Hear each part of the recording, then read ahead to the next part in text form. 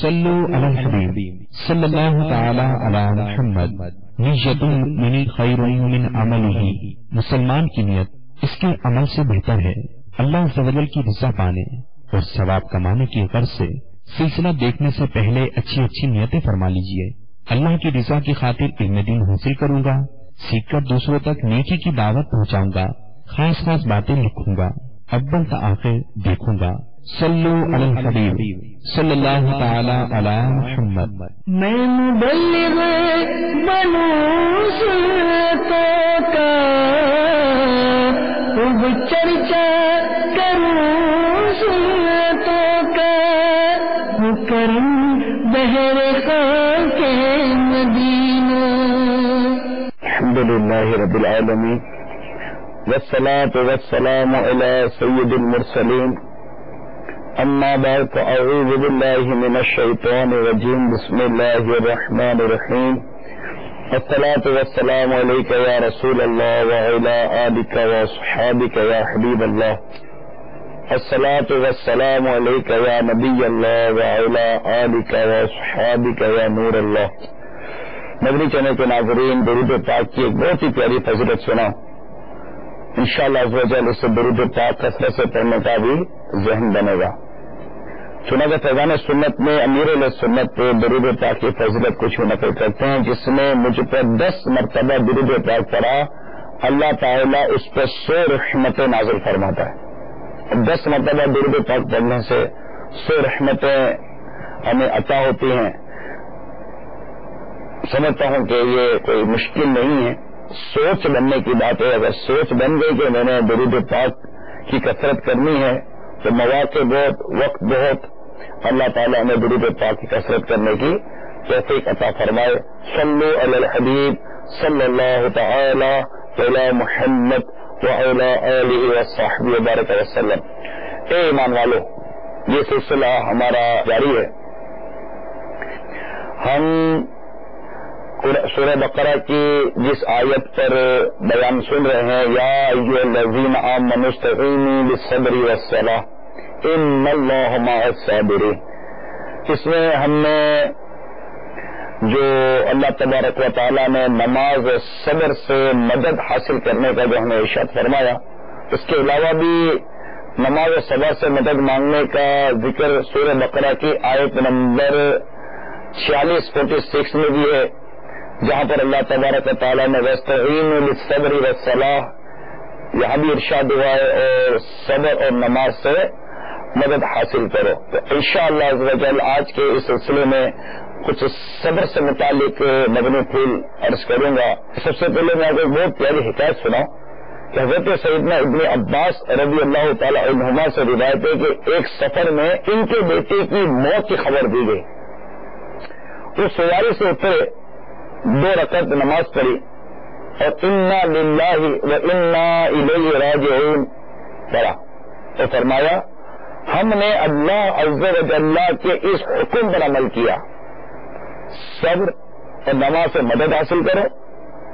تو یہ ہمارے حضرت سیدنا ابن عباس رضی اللہ تعالیٰ عنہما جو تھے، یہ کس قدر قرآن پاک کے عامل تھے کہ انہیں جب ان کی بیٹے کی موت کی خبر سنائی گئی تو جیسے قرآن میں ہے کہ جب انہیں کوئی مصیبت پہنچتی ہے تو یہ کہتے ہیں قالو، کہتے ہیں انا للہ و انا الیہ راجعون، تو پہلے انہوں نے وہی آیت کریمہ کا حصہ تلاوت کیا اور پھر واستعینوا بالصبر والصلاۃ اور نماز و صبر سے مدد حاصل کرو، تو انہوں نے صبر اور نماز دونوں سے مدد حاصل کرنے کا بھی ہمیں بیان دیا۔ تو صبر یہ اللہ تبارک و تعالی نے ارشاد فرمایا ان اللہ مع الصابرین، کہ اللہ صبر کرنے والوں کے ساتھ ہے۔ یہاں پر ایک بڑا پیارا مدنی پھول ہے کہ صبر کی وجہ سے قلبی قوت میں اضافہ ہوتا ہے۔ جب بندہ صبر کرتا ہے تو اس کی جو باطنی قوت ہے، قلبی قوت ہے، اس میں اضافہ ہوتا ہے، اور نماز کی برکت سے اللہ تعالیٰ سے تعلق مضبوط ہوتا ہے، اور یہ دونوں چیزیں پریشانیوں کو برداشت کرنے اور انہیں دور کرنے میں سب سے بڑی معاون اور مددگار ہیں۔ اگر ہم صبر نہیں کرتے، کوئی بھی مصیبت آ گئی اور ہم واویلا کرتے ہیں تو صبر نہ کرنے سے مصیبت کبھی ٹلتی نہیں ہے، بلکہ بعض اوقات تو بے صبری کا مظاہرہ کرنے سے پریشانی مصیبتوں میں اضافہ ہو جاتا ہے کہ آدمی کیا کر جاتا ہے۔ اور عموماً دیکھا ہے کہ بے صبری کے عالم میں پھر جب بندہ کنٹرول سے باہر ہو جاتا ہے تو عموماً دیکھا گیا ہے کہ اس کی مینٹلٹی پراپر کام نہیں کر رہی ہوتی، وہ ڈسیزن میکنگ جو تھی نا، وہ ڈسیزن میکنگ پاور جو ہے نا وہ اپنا ایک طرح سے لوز کر جاتا ہے کہ اب کیا کرنا چاہیے، تو وہ بالکل وہ عجیب و غریب کیفیت ہوتی ہے۔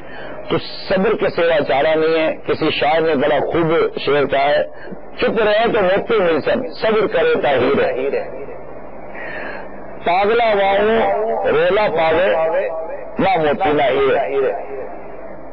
اگر چپ رہے تو موتی ملیں گے، صبر کرو گے تو ہیرے ملیں گے، اور اگر پاگلوں کی طرح چیخو پکار کرتے رہو گے تو نہ موتی ملیں گے نہ ہیرے ملیں گے، اور نہ کوئی پریشانی مصیبت اس سے ختم ہوتی ہے۔ تو اللہ تبارک و تعالی ہم سب کو صبر کرنے کی توفیق عطا فرمائے۔ صبر کی 3 قسمیں ہمارے علماء نے بیان کی ہیں، ان کو بھی اپنے ذہن میں رکھیے۔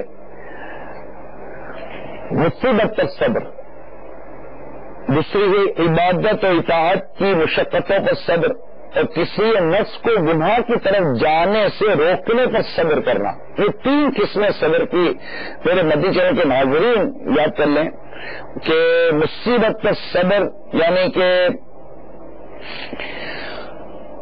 اس کو یہ سمجھیے کہ مصیبت میں بے قراری اور بے چینی کے اظہار کو جو جی چاہے مگر دل پر قابو پا لے، مثلا بیٹے کا انتقال ہو گیا تو ایک مصیبت ہے، اس پر صبر کرے۔ اچھا بیوی بدتمیز ہے، زبان درازی کرتی ہے، تکلیف پہنچاتی ہے، صبر کرے۔ اگر شوہر تکلیف پہنچاتا ہے تو صبر کرے، ٹھیک ہے، اب یہی ہے، اب توڑ پھوڑ سے کچھ حاصل تو نہیں، صبر کرنے میں فائدہ ہوگا۔ ہاں ساتھ ساتھ ایک اصلاح کی صورت بھی پیدا کرتا جائے، نیکی کی دعوت بھی دیتا رہے، اچھی طرح سمجھانے کی کوشش بھی کرتا رہے، تو امید ہے کہ گھر امن کا گہوارہ بن جائے گا اور وہ زبان درازی کی عادت دور ہوگی، اور امید ہے کہ آپ کا صبر ان قریب شکر کی صورت اختیار کر لے گا کہ آپ کا گھر امن کا گہوارہ بن جائے گا، پھر صبر سے شکر کی طرف چلے گا۔ اللہ تعالیٰ شکر ہے کہ تو نے میرے گھر کو امن کا گہوارہ بنا دیا، مگر اس کے لیے پہلے صبر کریں، اور صبر کے ساتھ ساتھ نیکی کی دعوت ہے، وتواصوا بالحق وتواصوا بالصبر۔ سورہ عصر کے اندر ہمیں اس طرح رہنمائی کی گئی ہے۔ تو مصیبت پر صبر کرنا چاہیے۔ چوری ہو گئی، ڈاکہ پڑ گیا، جو اس کے ایک بیسک فارمیٹیز ہیں، جو ایک معاملات ہیں جو آپ اس کے لیے کارروائی کرنا چاہتے ہیں قانونی طور پر، جو بھی ایک اپنی جگہ پر ہے، لیکن چیخو پکار واویلا کرنا اس سے کوئی حاصل نہیں ہوگا، تو اس پر صبر کریں۔ مصیبت پر صبر یہ پہلا تھا۔ عبادت و اطاعت کی مشقتوں پر صبر کرنا، یہ اس کو دوسری جیسے سردی کا موسم ہے اور ٹھنڈا پانی ہے، گیزر بھی نہیں کام کر رہا، یا گیزر نہیں ہے، ہر ایک کے گیزر تو ہوتا نہیں ہے، اب فجر کی نماز پڑھنی ہے، ٹھنڈی ہے، تو اب یہ جو اطاعت اور عبادت پر جو ہم جو مشقت جو آئے گی اس مشقت پر صبر کرنا پڑے گا۔ جیسے روزہ ہے، پیاس بھی لگی ہے، بھوک بھی لگی ہے، صبر کرتا ہے نا، تو یہ عبادت اور اطاعت پر بھی صبر، یہ ایک صبر کی قسم ہے۔ صبر سے مصیبت پر نہیں ہوا کرتا۔ اس کے ساتھ ہی صبر کی جو تیسری قسم یا بیان ہوئی وہ تھی نفس کو گناہ کی طرف جانے سے روکنے میں صبر کرنا۔ اسی کے ہم دیکھتے ہیں کہ کوئی حرام کے پیسوں سے عیش کر رہا ہے، وہ جو اس کی ہم کہتے ہیں اس کی بڑی موج لگی ہوئی ہے، حرام کے پیسوں پر روپئے کیسے کیسے مطلب کہ ترکیبیں بناتا ہے، تو اب ایسے موقع پر ہمارا بھی دل عیش کرنے کو چاہتا ہے، تو اب دل کو حرام کی طرف جانے سے روک لینا، یہ بھی صبر ہے۔ اور یہ تو بہت زیادہ مطلب کہ ہمارے کلچر میں عام ہے، ہم کسی کا بنگلہ دے کر بے قرار ہو جاتے ہیں، کسی کی کار دے کر بے چین ہو جاتے ہیں، کسی کے گھر کے اندر فکس اینڈ فرنیچر دیکھ کر، اس کا مطلب کہ ہاؤس ڈیکوریشن دیکھ کر، اس کا ڈرائنگ روم دیکھ کر، اس کا کامن دیکھ کر اس کا لانچ دے کر، اس کی مطلب پارکنگ ایریاز دے کر، اس کے وہ سب گارڈن وغیرہ سے بنائے ہوئے تو یہ دے کر ہم جو بے قرار بے چین ہو جاتے ہیں. مگر یہ ضروری نہیں کہ جس نے یہ کام کیا، جس نے اتنا بڑا مطلب گھر بنگلہ اور یہ ساری چیزیں بنائی، معاذ اللہ اس نے حرام ہی کے پیسے سے بنایا ہو. لیکن میں صرف یہ بات حرام کے پیسوں سے کر رہا ہوں کہ اگر کوئی سود کا کاروبار کر کے، سود کھا کر، رشوتیں کھا کر اور طرح طرح کے حرام ذریعے استعمال کر کے، دھوکہ دے کر، چوری کر ملاوٹ کر کے، طرح طرح کے گناہوں بڑے انداز اختیار کر کے کاروبار کرتا ہے، اپنی آمدنی حاصل کرتا ہے، تو اب عموماً ہوتا ہے کہ یہ اس کا انداز تبدیل ہو جاتا ہے. ویسے جب پیسہ آتا ہے نا تو انداز تبدیل ہو جاتا ہے، تو یہ اندازہ ہو جاتا ہے. جب پیسہ آتا ہے نا تو فوراً ایک اس کا اسٹائل ہی بدل جاتا ہے. سب سے پہلے اپنی گھڑی تبدیل کرے گا، پورے کپڑے تبدیل کرے گا، نارمل گھڑی کے ساتھ تھوڑی قیمتی گھڑی پہننا شروع کر دے گا، اپنی قلم مہنگی رکھنا شروع کر دے گا، اور جوتے تبدیل کر دے گا، برانڈیڈ شوز پہن لے گا، گلاسز وغیرہ پہنتا ہوگا تو وہ تبدیل کر دے گا.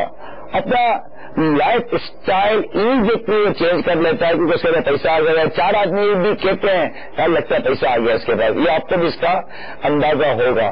پھر بعد میں جب نقصان ہو جاتا ہے، کوئی کلیش آ جاتا ہے نا، تو پھر اس کو اپنا لیونگ اسٹینڈرڈ سنبھالنا مشکل ہو جاتا ہے. جبکہ وہ اس قناعت میں، کفایت شعاری میں اور ایک سادی سی زندگی میں اس اپنی زندگی کے برسوں گزارتی، اس کو کوئی پرابلم نہیں تھی.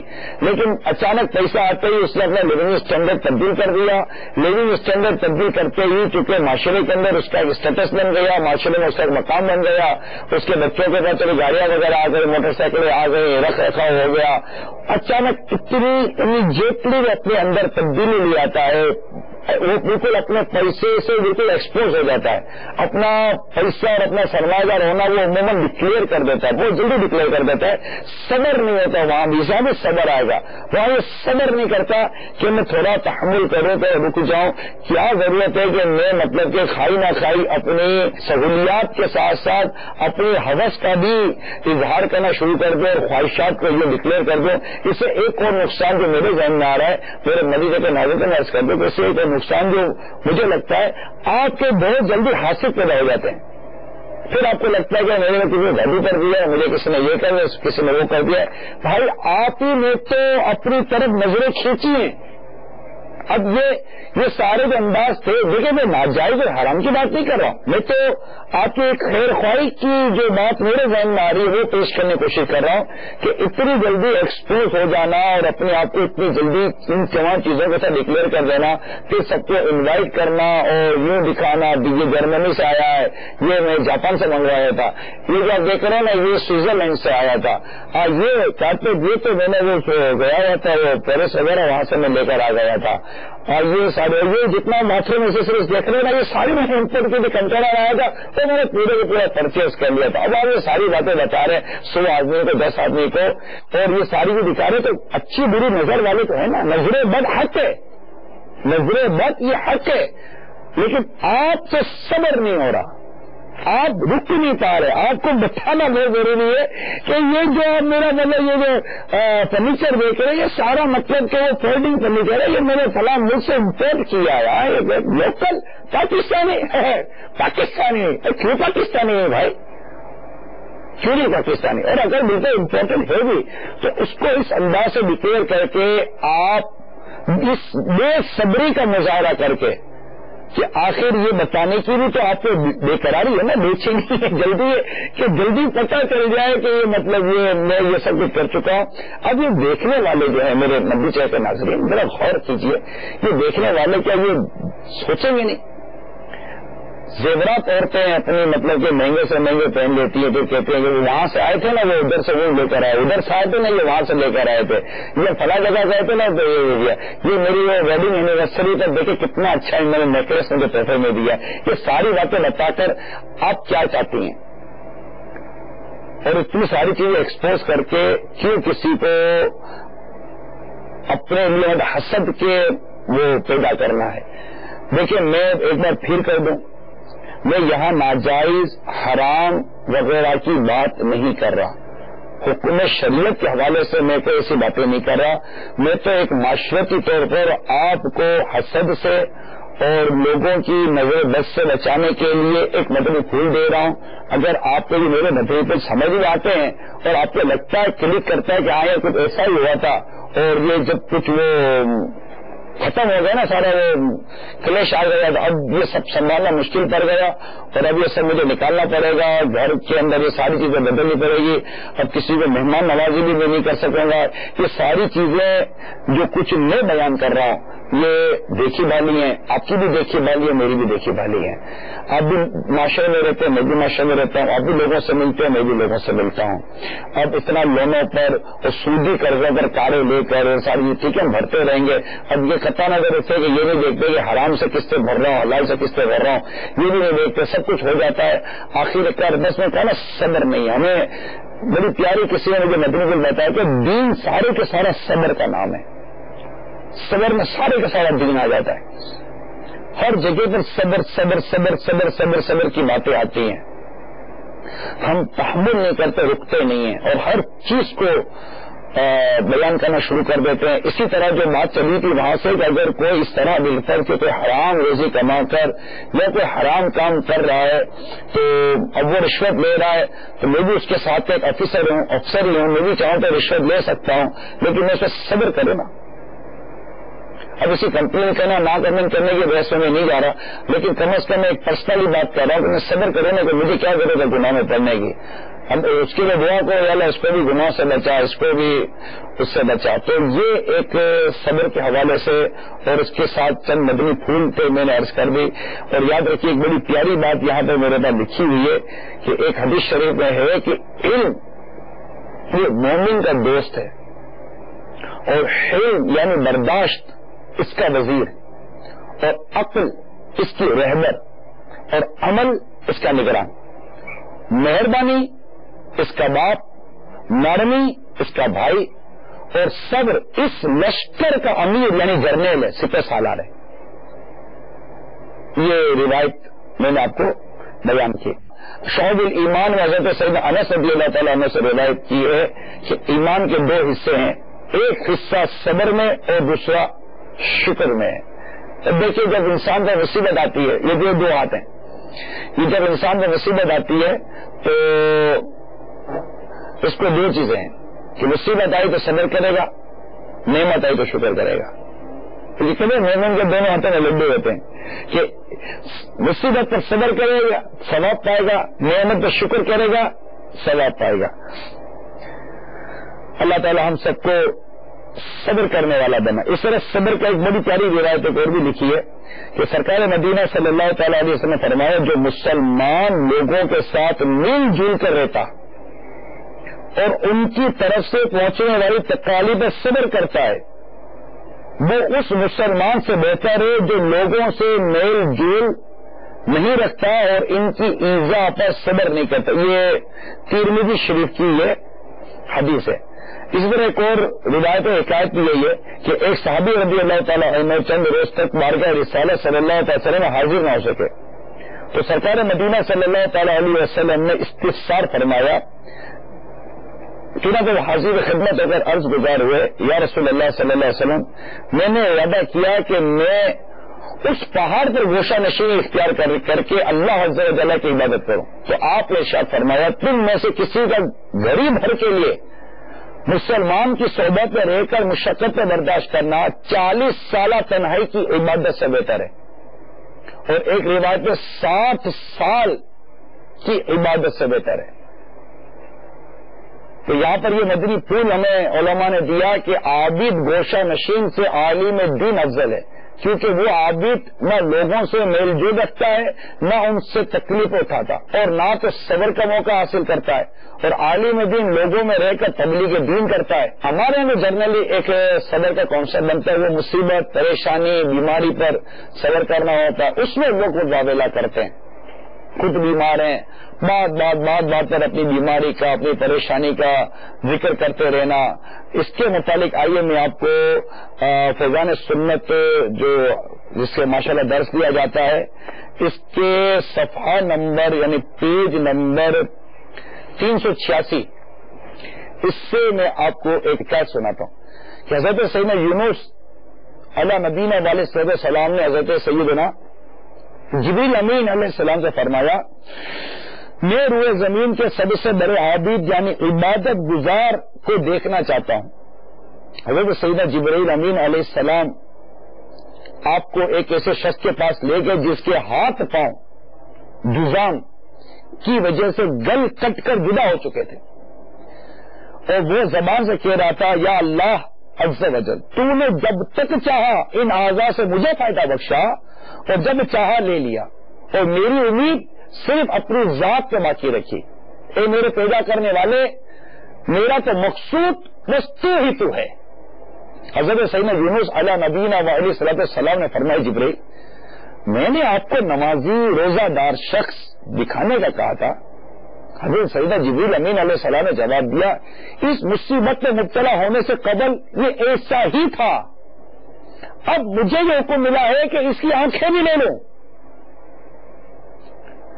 چنانچہ حضرت سیدنا جبریل امین علیہ السلام نے اشارہ کیا اور اس کی آنکھیں نکل پڑیں مگر عابد نے زبان سے وہی بات کہی یا اللہ عز و جل جب تک تو نے چاہا ان آنکھوں سے مجھے فائدہ بخشا اور جب چاہا انہیں واپس لے لیا. اے خالق عز و جل میری امید گاہ صرف اپنی ذات کو رکھا میرا تو مقصود بس تو ہی تو ہے. حضرت سیدنا جبریل امین علیہ السلام نے عابد سے فرمایا آؤ ہم تم باہم مل کر دعا کرے کہ اللہ تعالیٰ تم کو پھر آنکھیں اور ہاتھ پاؤں لوٹا دے اور تم پہلے ہی کی طرح عبادت کرنے لگو. عابد نے کہا ہرگز نہیں. حضرت سیدنا جبریل امین علیہ السلام نے فرمایا آخر کیوں نہیں؟ عابد نے جواب دیا جب میرے رب عز و جل کی رضا اسی میں ہے تو مجھے صحت نہیں چاہیے. حضرت سیدنا یونس علیہ نبینا علیہ صلاۃ السلام نے فرمایا واقعی میں نے کسی اور کو اس سے بڑھ کر عابد نہیں دیکھا. حضرت سیدنا جبریل امین علیہ السلام نے کہا یہ وہ راستہ ہے کہ رضا الہی عز و جل تک رسائی کے لیے اس سے بہتر کوئی راہ نہیں. دیکھا آپ نے صابر ہو تو ایسا آخر کون سی مصیبت ایسی تھی جو اس پر نہیں آئی ہوئی تھی. بالآخر آنکھوں کا سوال بھی چلا گیا مگر اس نے صبر استقلال کا دامن نہیں چھوڑا. راضی بالرضا الہی کی اس عظیم منزل پر فائز ہوئے کہ اللہ عز و جل سے شفا طلب کرنے کے لیے بھی تیار نہیں تھے کہ جب اللہ عز و جل نے بیمار کرنا منظور فرمایا تو میں تندرست ہونا نہیں چاہتا.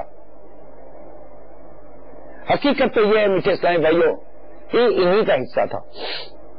ایسے ہی اللہ کا مقولہ ہے ہم بلا اور مصیبتوں کے ملنے پر ایسے ہی خوش ہوتے ہیں جیسے اہل دنیا دنیاوی نعمتوں کے ملنے پر خوش ہوتے ہیں. اچھا یاد رہے کہ مصیبت بسا اوقات مومن کے حق میں رحمت ہوا کرتی ہے اور صبر کر کے اجر کمانے اور بے حساب جنت میں جانے کا موقع فراہم کرتی ہے. سنت حضرت سیدنا ابن عباس رضی اللہ تعالی عنہما فرماتے ہیں کہ رسول اکرم صلی اللہ تعالی علیہ وسلم نے ارشاد فرمایا جس کے مال یا جان میں مصیبت آئی پھر اس نے اسے پوشیدہ رکھا اور لوگوں پر ظاہر نہ کیا تو اللہ عز و جل پر حق ہے کہ اس کی مغفرت فرما دے. ایک اور روایت میں کہ مسلمان کو مرض پریشانی رنج اذیت اور غم میں سے جو مصیبت پہنچتی ہے یہاں تک کہ کانٹا بھی چبھتا ہے تو اللہ عز و جل اسے اس کے گناہوں کا کفارہ بنا دیتا ہے.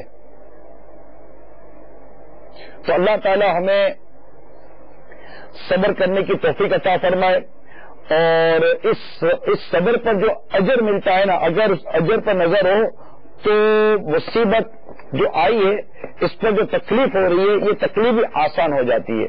جیسا کہ حضرت سیدنا فتح موصلی رحمت اللہ تعالی علیہ کی اہلیہ محترمہ ایک مرتبہ اس زور سے گری کہ گرتے ناخن ٹوٹ گیا لیکن درد سے کرہانے اور ہائے او وغیرہ کرنے کے بجائے ہنسنے لگی.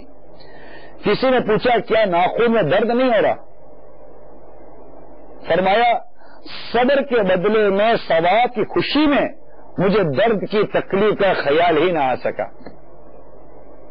مزید فرمایا اگر واقعی اللہ عز و جل کو تو بزرگ سمجھتا ہے تو اس کی نشانی یہ ہے کہ بیماری میں حرف شکایت زبان پر نہ لائے اور مصیبت آ پڑے تو اسے دوسروں پر ظاہر نہ ہونے دے، کیونکہ بلا ضرورت اس کا اظہار بے صبری کی علامت ہے. جیسا کہ آج کل معمولی نزلہ زکام یا درد سر ہو جائے تو لوگ ہر ایک کو کہتے تھے، اور نزلے کا تو بہت عجیب و غریب حال ہے.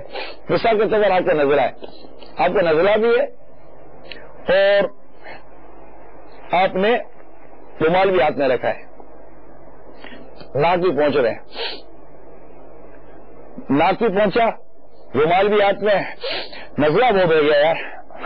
میرے بھائی نزلہ نظر آ رہا ہے، اب نزلہ نظر آ رہا ہے، پہلے بتا رہے کہ نزلہ بہت ہو گیا. اب یہ بتانے کی کیا عادت پیش آ گئی؟ مطلب یوں سر اپنے آپ سے پوچھتے لو بھائی آپ کا نزلہ دیر ہے، ناک پہنچ رہے میرے سامنے اور آگے نزلہ بہت ہو گیا. کیا چاہتے ہیں؟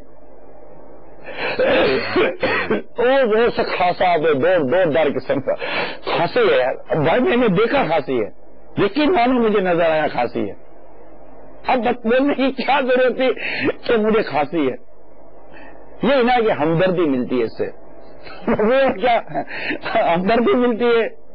اچھا اب اگلے نے بولنا یہ یار آپ کو نزلہ ہے یار، اب وہ یہ بھی نہیں بولے گا یار آپ کو نزلہ ہے تو بولے یار اس کو بالکل یا کوئی ویسا بھی نہیں ہے، میرے کو اتنا نزلہ ہو گیا.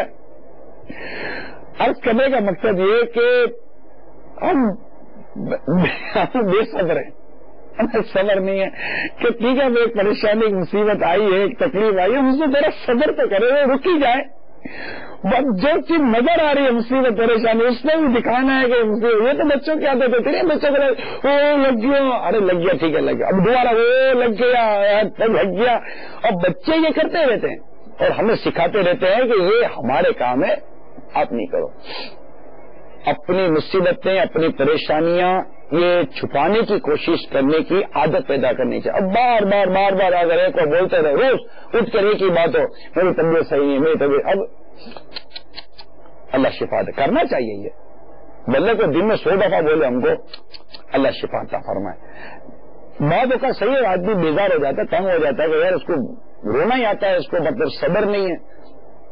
تو یہ بات پر اپنی پریشانی اپنی مصیبت اپنی بیماریاں یہ مطلب کہ اس کا کثرت کے ساتھ اظہار کرتے رہنا، بار اس کا بیان کرتے رہنا، یہ بھی سامنے والے کو اکتا دیتا ہے، یعنی اکتاہٹ ہو جاتی ہے، وہ چپ رہے. آئیے اب میں آپ کو کچھ ایسے مواقع بیان کروں کہ اس پر قدم پر صبر کر کے ثواب کمانے کا موقع ملتا ہے.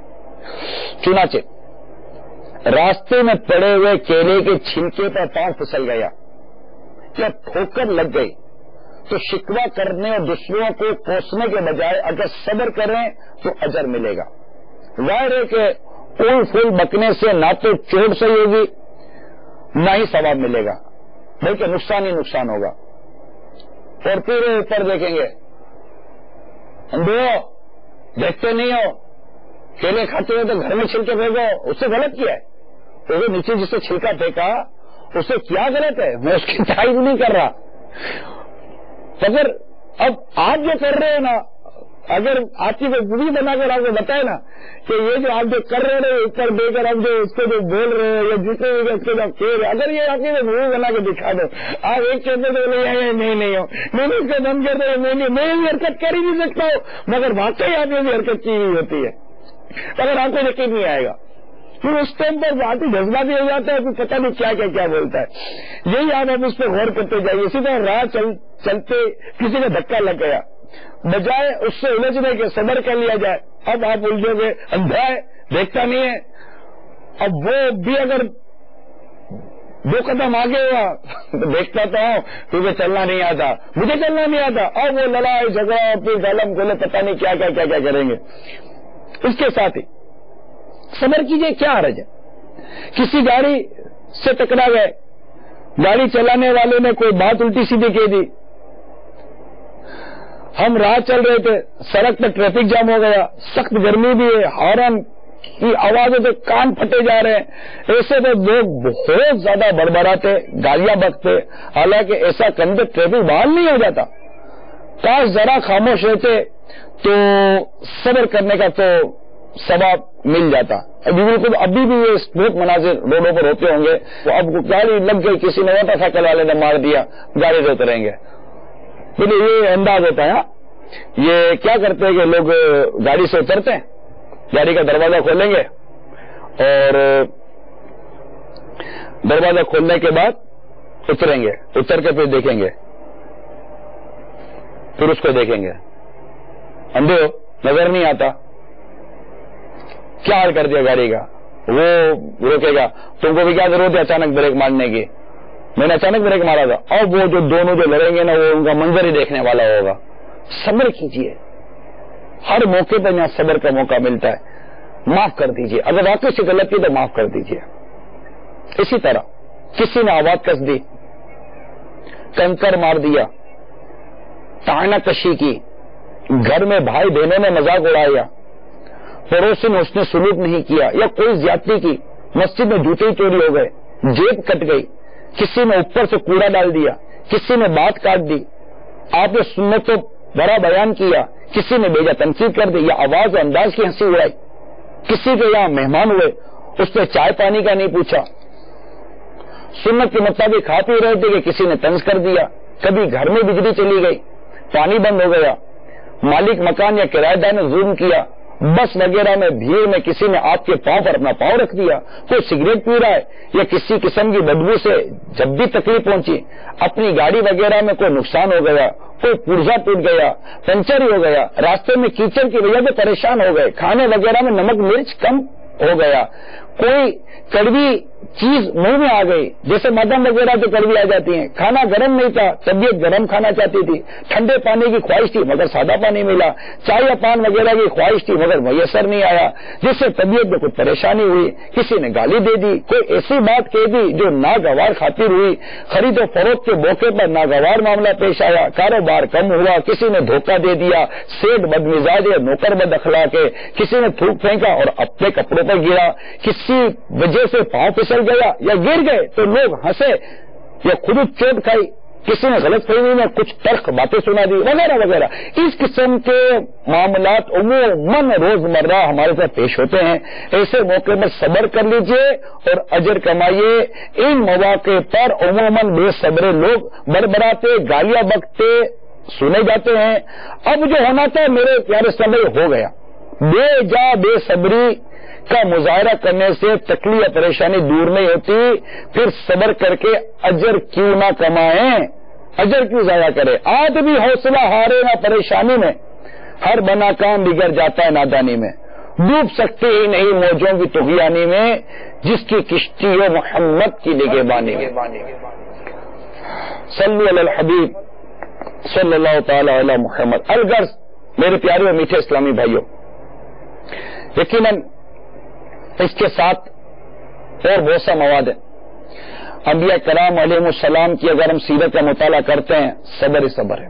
حضرت ابراہیم علیہ السلام صبر, حضرت ایوب علیہ السلام صبر, حضرت یعقوب علیہ السلام صبر, حضرت موسیٰ علیہ نبینا علیہ السلام صبر, اور خود میرے آقا صلی اللہ تعالی وسلم نے سب سے زیادہ صبر فرمایا کیونکہ آپ کو سب سے زیادہ تکلیف پہنچائی گئی.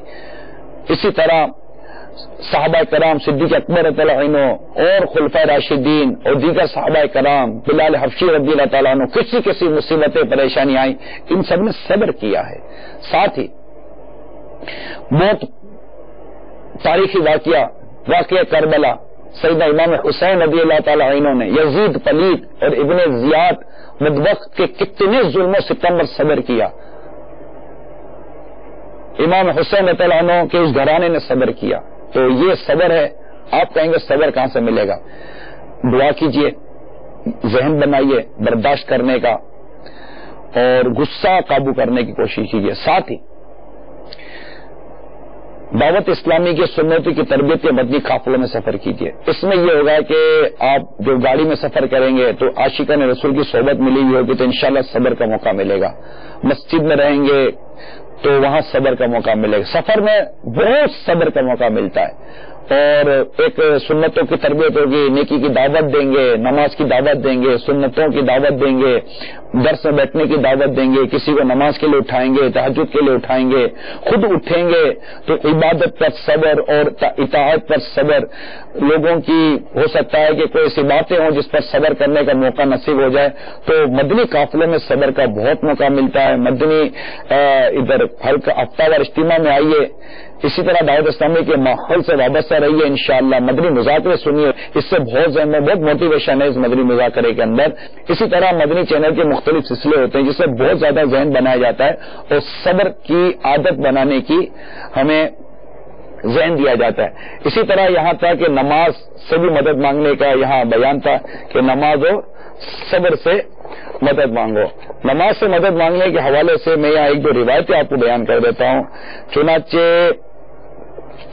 حضرت سیدنا حذیفہ رضی اللہ تعالیٰ عنہ سے روایت ہے کہ نبی اکرم صلی اللہ تعالی وسلم کو جب کبھی کوئی سنگین اور دشوار معاملہ درپیش ہوتا تو آپ صلی اللہ تعالی وسلم نماز پڑھتے. ابو داؤد شریف کی حدیث ہے. اسی طرح حضرت سیدنا ابو درداء رضی اللہ تعالیٰ عنہ سے روایت ہے جب کسی رات میں آندھی چلتی تو میرے آقا صلی اللہ تعالی وسلم آندھی رکنے تک مسجد میں جلوہ فرما رہتے، اور جب سورج یا چاند کو گہن لگتا تو اس کے کھلنے تک آپ نماز پڑھتے. تو اس طرح نماز کی طرف پھر میں نے شروع میں حضرت ابن عباس رضی اللہ تعالیٰ عنہما کی آپ کو روایتی بیان کی کہ جب بیٹے کے انتقال کی اطلاع ملی تو انہوں نے صبر کیا اور نماز بھی انہوں نے ادا کی. تو مصیبت کے وقت، پریشانی کے وقت نماز پڑھ لینی چاہیے. صلاۃ الحاجت ہے، اس طرح کی اور بھی نمازیں ہیں. نماز استسقاء بھی روایتوں میں آتی ہے. اللہ تعالی ہم سب کو عمل کی توفیق عطا فرمائے، فکر مدینہ کرنے کی توفیق عطا فرمائے، اور غیبتوں سے بچائے کہ جب کبھی کی غیبت کرنے کا جی چاہے، برائی بیان کرنے کا جی، صبر کیجیے، اجر کمائیے، چپ رہ جائیے. انشاءاللہ اگر اس پہ خوب اجر و ثواب ملے گا. اللہ عمل کی توفیق عطا کرے. آمین بجاہ نبی الامین صلی اللہ تعالی علیہ وسلم. میں مبلغ بنوں سنتوں کا، خوب چرچا کروں سنتوں کا، کرم بہر خاک مدینہ. صلو علی الحبیب صلی اللہ تعالی علی محمد. ابھی جو سلسلہ آپ نے ملاحظہ فرمایا اس کے بارے میں اپنے تاثرات اور مدنی مشورے 03012612 پر SMS یا feedback@madanichannel.tv پر میل کر سکتے ہیں.